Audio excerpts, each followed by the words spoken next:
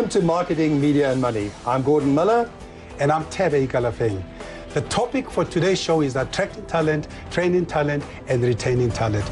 Gordon, this is my most favorite topic because I think the talent must be one of the most difficult resources today. You know, I'm thinking when I started working 30 years ago, I think I've been working that long, I can't believe, in New York. And, you know, I had to work my way from the bottom. But these days, when you talk to people, they tell you two things happen. First, the corporates tell you there's no talent available, which I find incredible. On the other hand, when you do meet the talent, they're all ready to start running their own companies. Yeah. Look, I think the problem is when we're looking for talent, are we looking for it in the right places? Where do we begin looking for talent?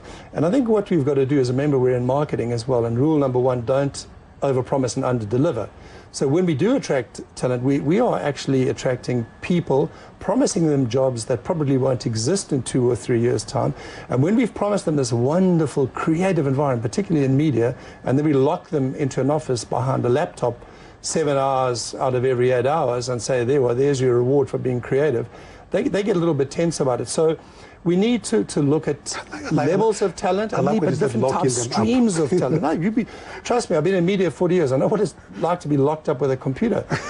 We need streams of talent as well, and we need to stream people in the right area. We need creative people to be creative. We need numerate people to be numerate, you know, and logical people to be logical. It's that simple. So there's no one strain or stream of talent. We need to task in terms of where we plug in.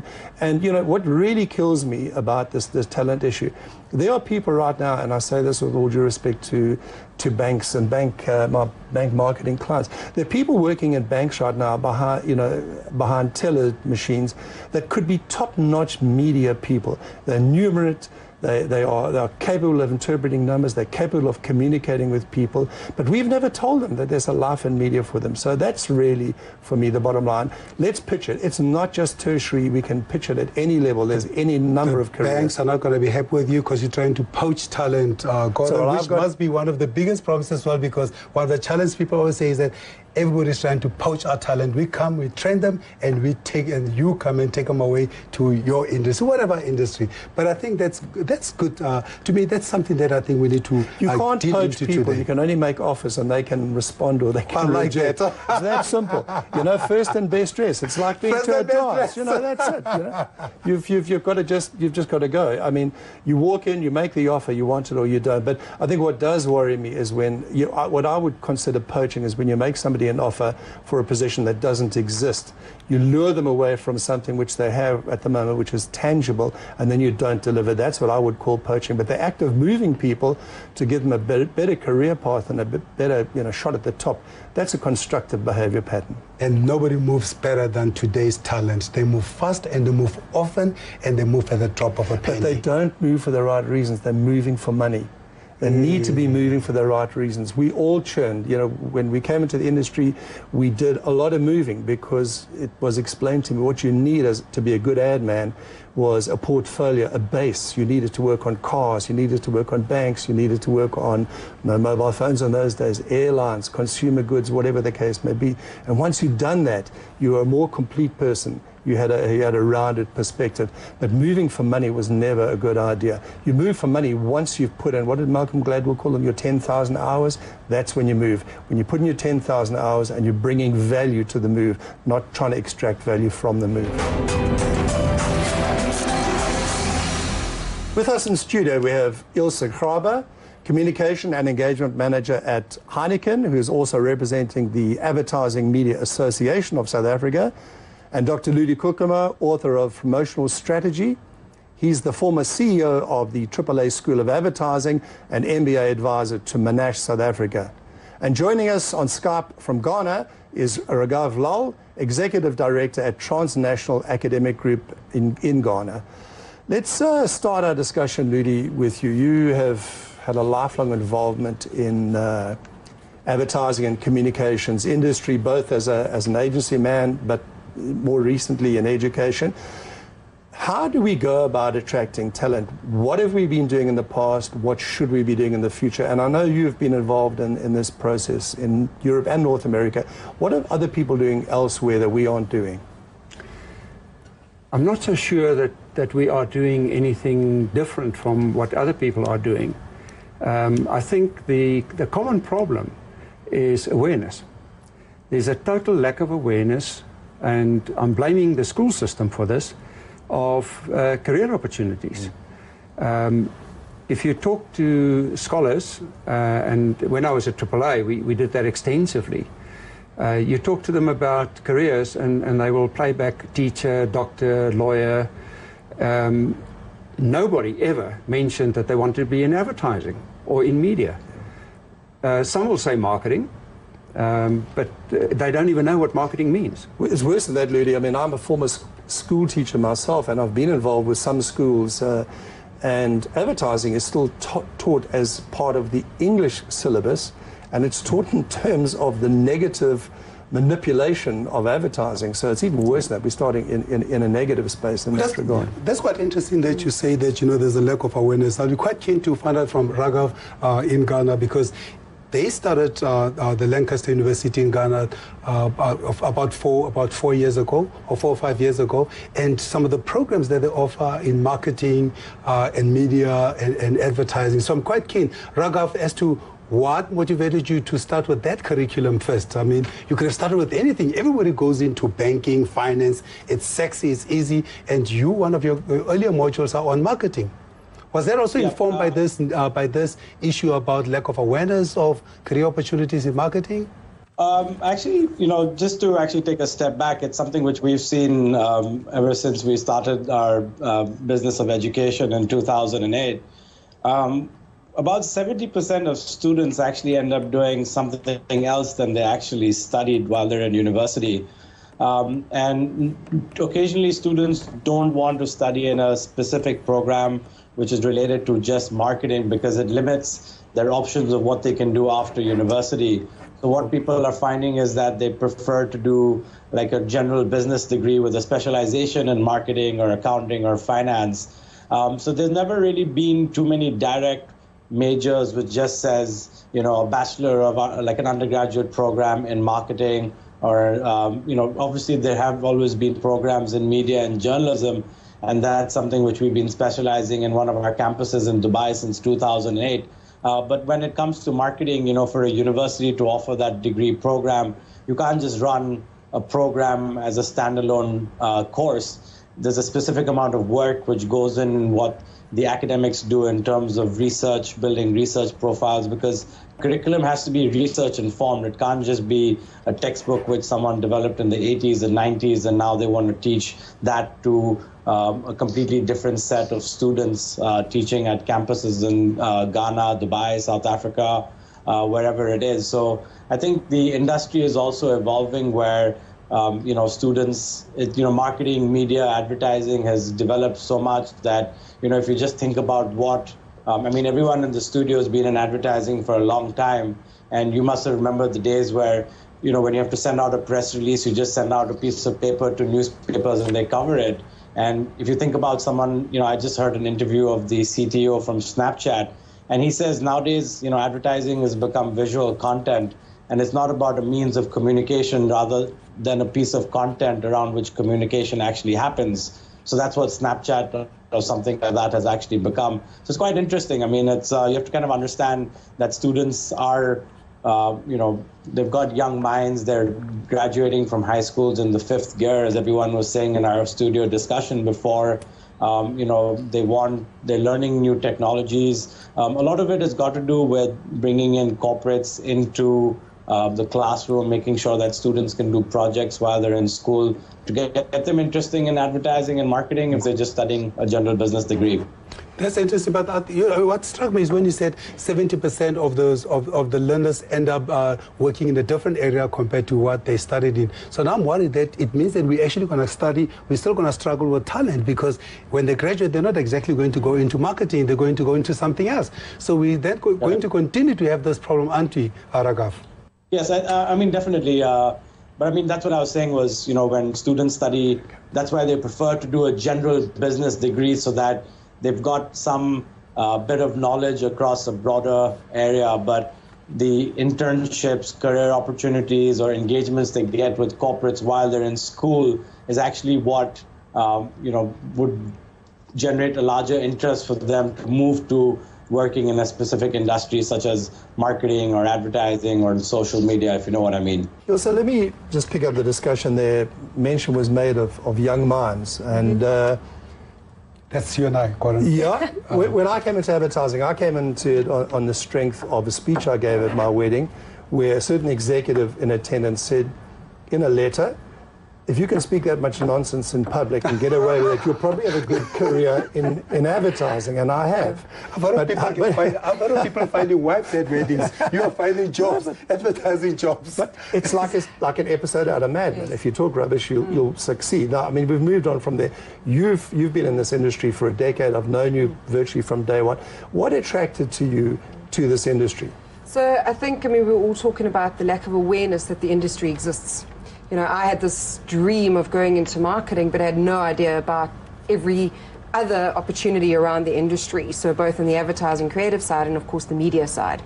But employee advocacy, I think, is the biggest thing that drew me into the industry. And I think, again, it's everybody in the industry's responsibility to talk about all the different opportunities.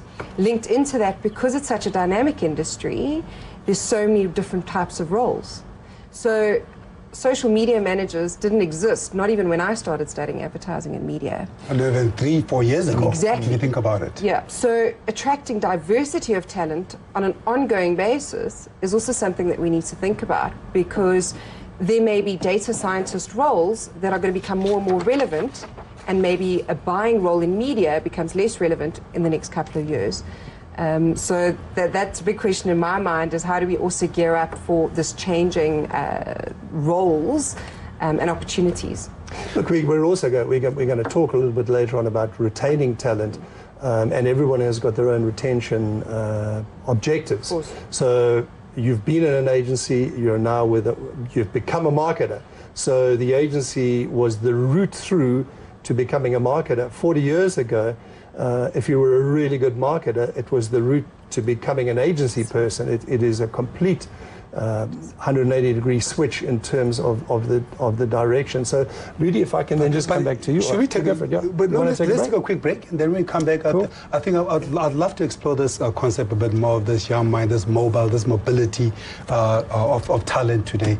And I'm quite struck when as you said, it reminded me that it is true that titles, careers are changing constantly.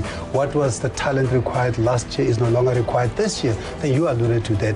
But let's take a short break, and we'll get back to that topic quickly.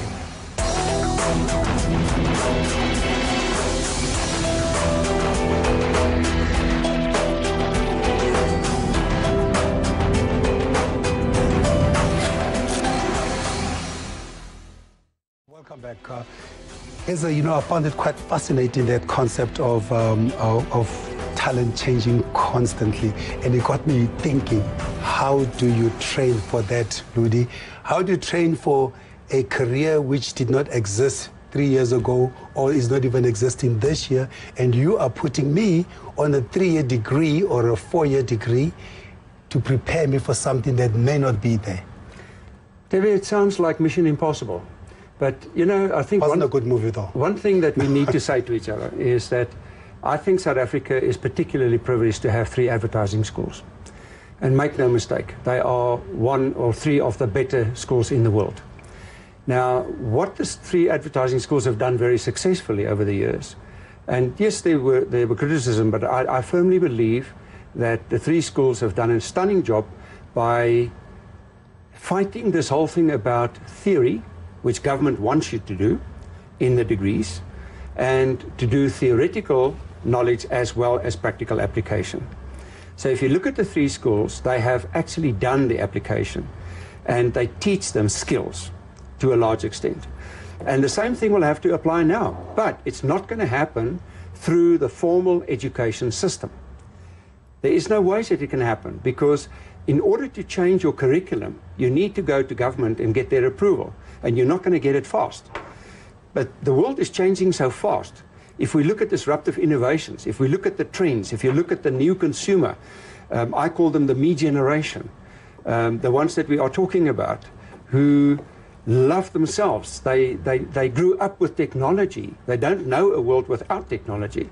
So you need to train them via the technology that is second nature to them. Raghav, I'd like to just pose a question to you. And just to pick up a point before, I mean, there was a very negative attribute to universities not being able to change in time with students. And what's quite actually interesting, it's not actually what content you teach them in classrooms, but we focus on critical thinking in which you should be able to apply it, whether it's to accounting, finance, marketing. So it's about getting students to think critically and analyzing and being innovative about whatever they're applying themselves into. So yes, things will change and develop and keep evolving, but the students, because of the way they think and how they approach projects or issues or new technology, is what will keep making them progress. So it's about enabling them with the tools which you need them to think critically to be able to move forward. Irrespective of what content it is. I kind of like that.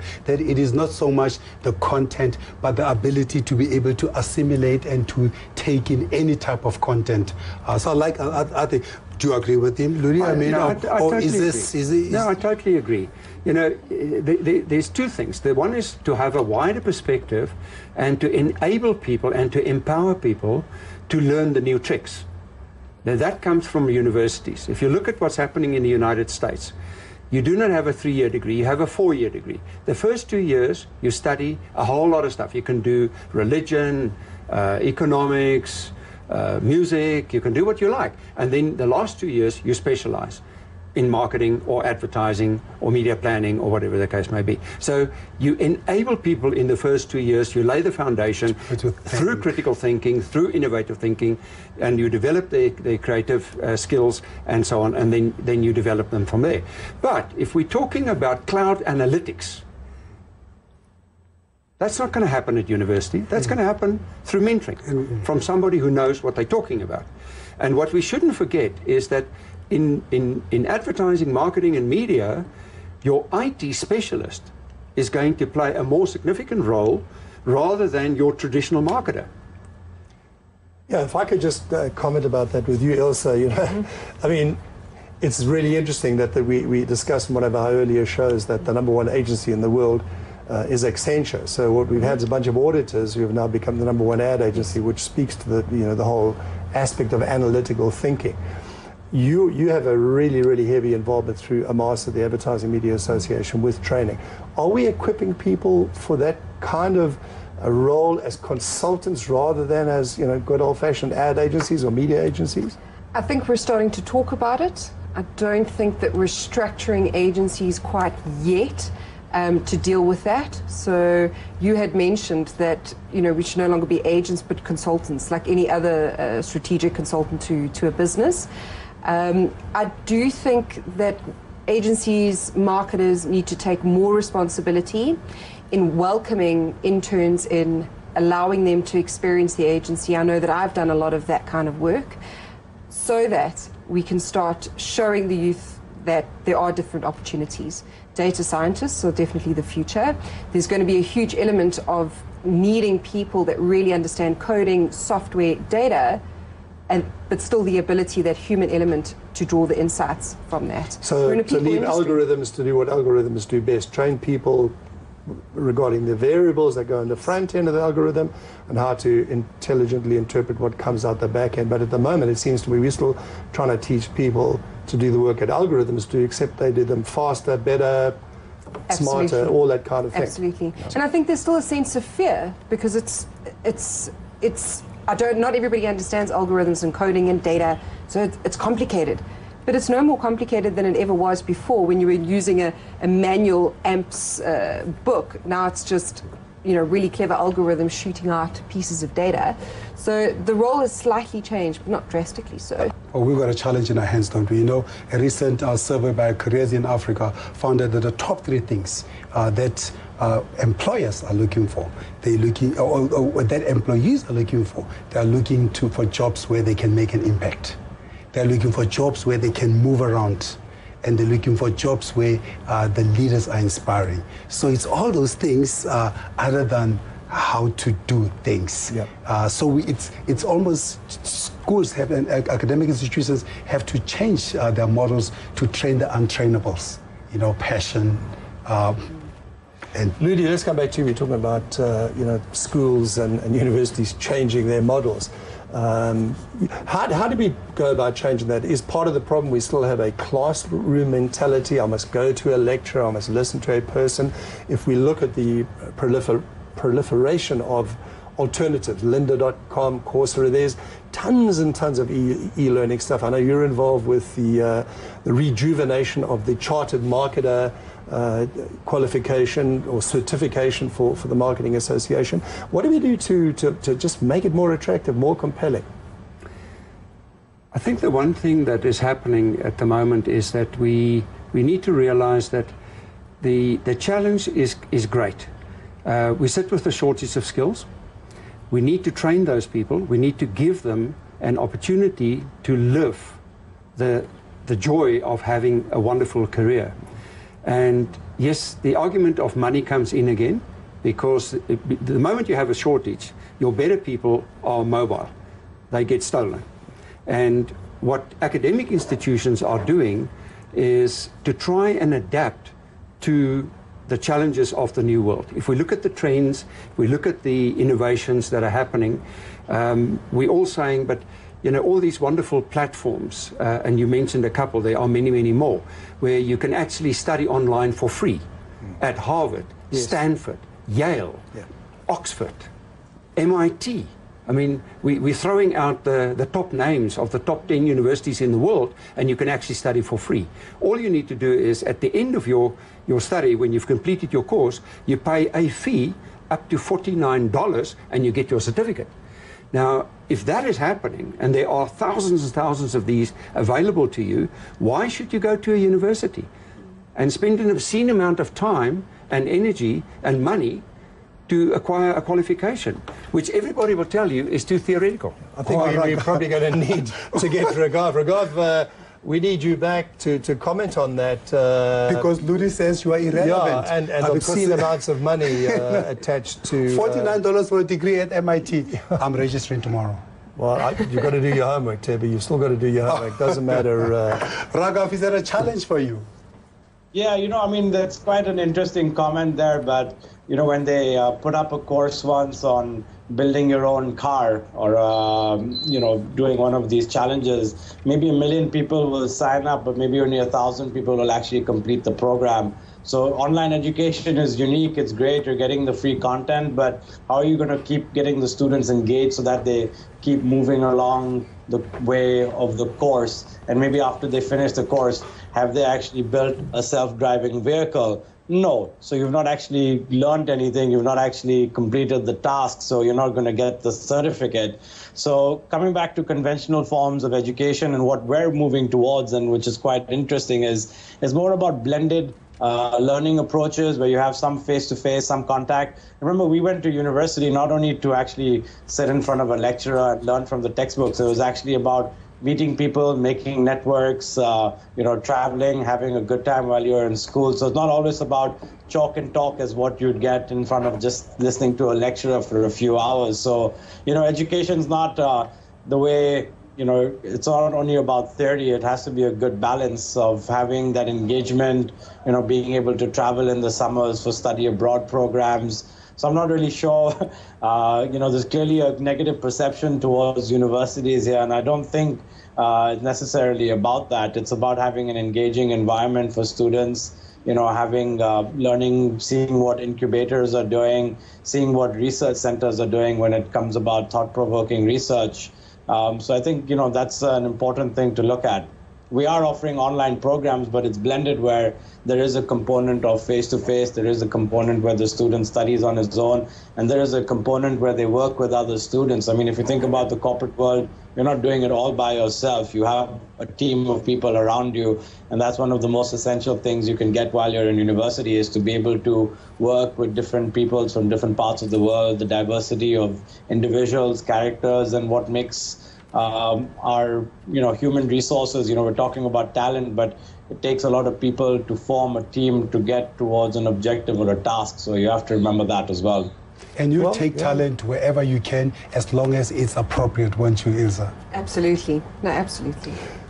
Well, on that positive note, diversity is definitely one of the challenges of working in Africa, and I think one of the rewards of working in Africa. And to that point, Raghav, thank you for joining us from Ghana today. I'd like to thank Ludi for being with us again.